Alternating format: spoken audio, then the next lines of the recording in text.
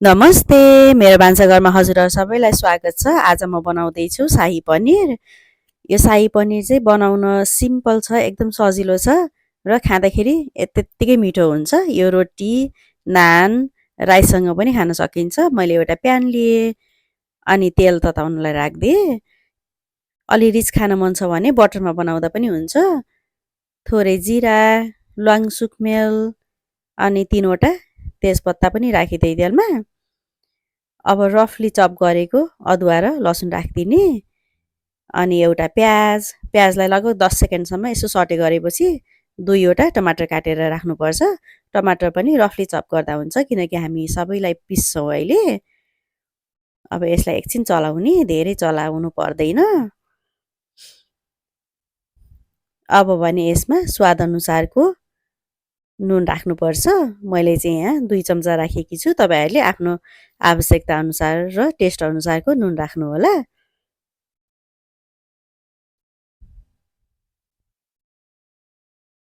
अनि मैले 5वटा सुकेको काश्मिरी लाल मिर्च लिएको छु।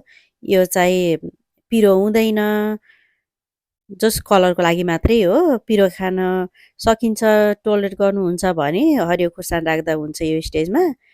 अनि पानी राखिदिने। यसलाई पानी राखिसकेपछि माथिबाट धनियाको डाँठ राख्ने। हामी अहिले पात राख्दैनौँ किनकि पात लास्टमा राख्छौँ। अनि 2 मुठी काजु लिएकी छु मैले। अब यसलाई यसरी सबैतिर मिल्ने गरेर चलाएपछि लगभग 15 देखि 20 मिनेट एकदम सानो आँचमा छोपेर पकाउनुपर्छ। अब यो यतिको पाकिसकेको छ। अब यो रेडी भयो पिस्नको लागि। अब यसलाई चिसो हुनुको लागि छोडिदिने। अब हाम्रो सबै मिक्सर चिसो भइसक्यो। अब एउटा ब्लेन्डर जारमा सबैलाई ट्रान्सफर गरेर एकदम फाइन पेस्ट हुने गरेर पिसेकी छु मैले।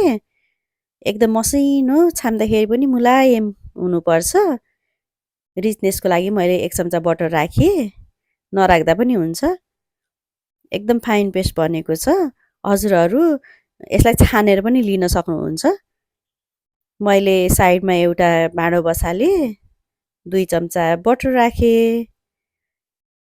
यो स्टेजमा हजुरहरू पिरो खान मन पराउनुहुन्छ भने रातो धुलो खुर्सानी राख्दा हुन्छ, तर मैले चाहिँ राखिनँ यहाँ। ल्वाङ सुकमेल अनि बेसा राखेर एकछिन चलाएपछि अघि नै रेडी गरेको पेस्ट सबै यसमा ट्रान्सफर गरिदिने।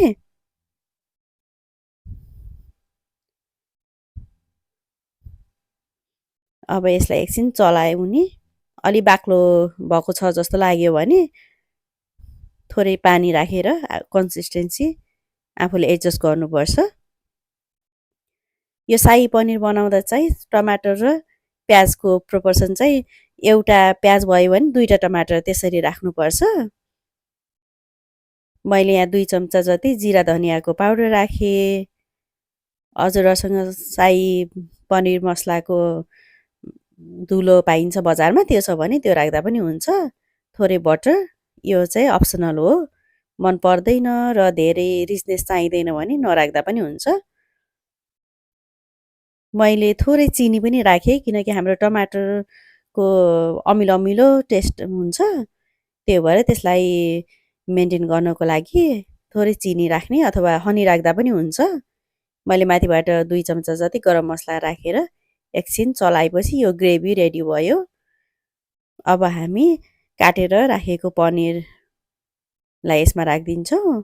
हल्का फ्राई गर्दा पनि हुन्छ, तर नर्मली शाही पनिरमा काँचो पनिर नै बेस्ट हुन्छ। सेप हजुरले जस्तो काट्दा पनि हुन्छ। यहाँ मैले आधा कप जति क्रिम लिएकी छु। यो चाहिँ बजारमा पाइने क्रिम हो। हजुरहरूले दुधको तर राम्रोसँग फिटेर लिन पनि सक्नुहुन्छ। अब यो क्रिम राखिसकेपछि लगातार चलाएर नउम्लिदासम्म चलाउनुपर्छ, नत्र फाट्ने डर हुन्छ। यो एकचोटि उम्लिसकेपछि चाहिँ यो रेडी भयो। क्रिम राखेपछि धेरै बेर पकाउनु हुँदैन। यो ग्रेभी एकदम रेडी भयो। अब माथिबाट मैले धनिया अनि कसुरी मेथी भनेको मेथीको सुकेको पातो हो, त्यो राखिसकेपछि एकछिन चलाइदिने अनि यो सर्भ गर्नुको लागि एकदमै रेडी भइसक्यो। मैले चाहिँ एउटा सर्भिङ बाउलमा यसरी सर्भ गरेकी छु। मैले यसलाई रोटीसँग इन्जोय गरेँ। हजुरहरू चाहिँ रोटी, नान, राइस जेसँग पनि इन्जोय गर्न सक्नुहुन्छ। यसै गरी आफ्नो फ्यामिली र साथीभाइसँग इन्जोय गर्नुहोला है त। Happy cooking!